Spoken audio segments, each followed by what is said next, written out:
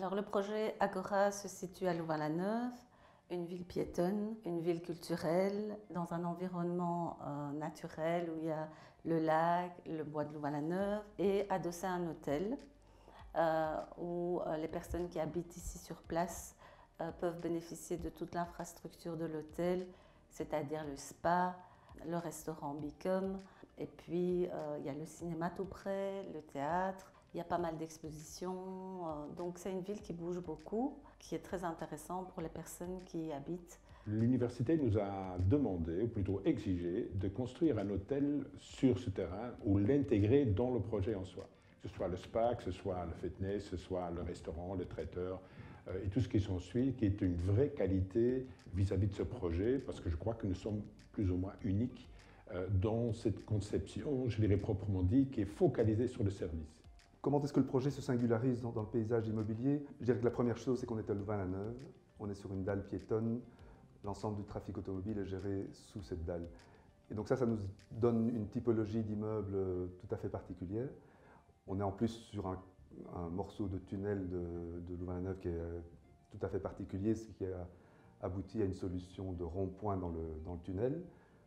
Rond-point qui du coup a induit un bâtiment circulaire cylindrique qui s'est posé sur ce rond-point. Après, c'est dans une multitude de détails que ce côté spécifique s'est marqué. Dans le traitement des briques, on est arrivé à imposer de la brique collée. On a aussi introduit des matériaux comme le zinc sur des bâtiments résidentiels à Louvain-la-Neuve. Ce n'est pas prévu dans les codes et dans les usages. On a réussi à convaincre que dans le cas d'espèce, c'était une bonne option et je crois qu'aujourd'hui, tout le monde en est très satisfait.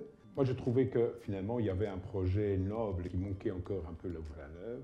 Et je crois que ceci vraiment correspond à un projet, entre guillemets, de haute gamme. Mais si vous voyez l'environnement, vous voyez la conception proprement dit de ce projet, ne fût-ce que ce jardin privé pour rentrer dans chacun des résidents est vraiment unique, à savoir que vous êtes sur un radier d'1,2 hectare où nous avons conçu pas seulement les rues, les piétons, les bâtiments, mais aussi des jardins avec des pièces d'eau dans ce projet. Ce sont des appartements de 1 à 3 chambres qui varie entre 80 et plus que 200 mètres carrés.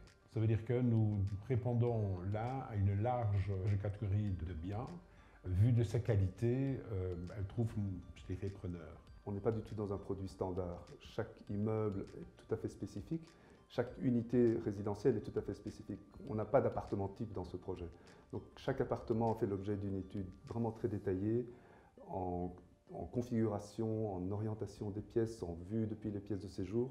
Et donc chaque appartement est vraiment unique. Du coup, notre catalogue d'appartements n'est pas résumé à 3 appartements types. Alors au niveau des finitions, on peut dire que le projet se situe vraiment dans un marché relativement haut de gamme, à savoir qu'on travaille avec des parquets semi-massifs pour toutes les pièces de séjour, on travaille avec des carrelages de très bonne qualité, grand format pour les pièces d'eau et les cuisines, prééquipés et complètement meublés, des éclairages et des systèmes de ventilation. On a prévu des faux plafonds dans la plupart des pièces de manière à intégrer toutes ces techniques de manière architecturale et pas subie. Et donc on a vraiment un produit très qualitatif qui nous permet de penser que des gens qui habitaient dans des villas de haut standing se retrouvent chez eux dans nos appartements.